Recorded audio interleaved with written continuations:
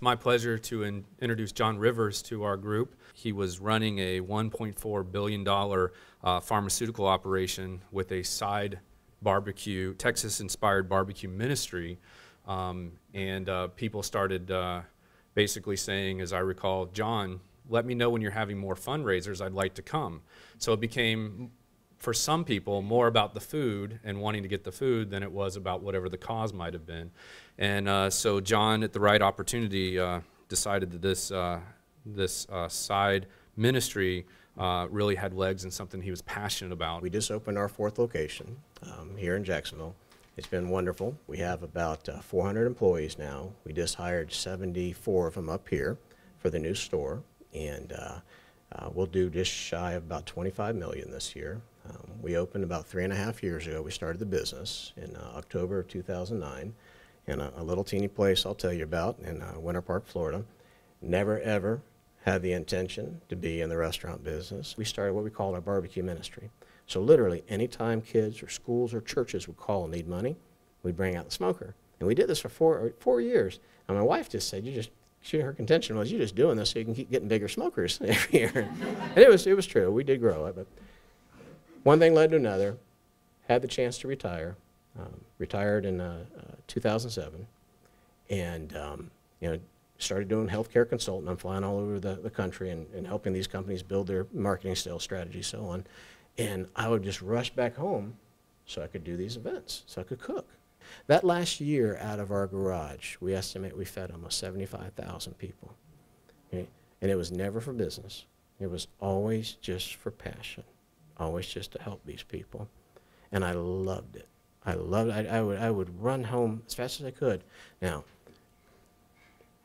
it's because we fed 75,000 people, we had to go find a facility, all right? And the truth of the matter is we had to get into a licensed facility because we're at risk. My wife would contend, get out of the house because you're making a mess. Go find a place. So I wanted to invest in my own community. I live in Winter Park.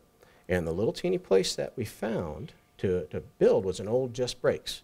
It was 1,300 square feet, okay? And it was intended just to be a square facility, a commissary. Never intended it to be a restaurant. And as a matter of fact, I remember the day that we're in there, and my builder looks in, the little room where you go to pay for your tires and stuff, or pay for your brakes. He says, you want me to take these walls down so it's literally just one big open place? And I said, I'll tell you, no. I said, let's keep it. We'll put some food out that's left from the weekends in case anybody wants to come in and buy anything and taste anything. We never had an idea of what was going to happen. And it all started coming together, all right?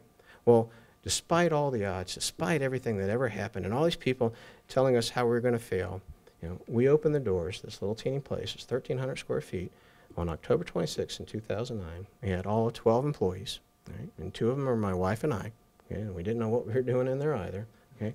Every piece of equipment we had broke that day. And Dan helped me put together a pro forma because I felt I needed one. And I said, well, give me an idea of what I should be doing on revenue by day. He said, well, you do about, that square footage, you do about $2,500, you'd be doing really well. He said, you do about $3,000, you'd be doing just awesome. Okay. We opened up that first day, and despite everything, our first day of sales was $3,500, right? And it's the lowest we ever had. And that store now averages over $19,500 per day in sales. It'll do $6.5 million in that one single unit, right? Just because we stayed true to the path. Somebody asked me, he says, you've got great people working here, how do you find them? Where do you find them? And I remember saying, and I didn't mean it in a boastful way, I said, we don't find them, we grow them, we make them. And what I found is the way you treat people directly impacts how they work for you. Make sure you have a purpose for every action you take. Don't just float out there. Don't just go with the flow. Don't do it because that's what the corporation does, right? Do it for a reason and a purpose. What are you trying to accomplish?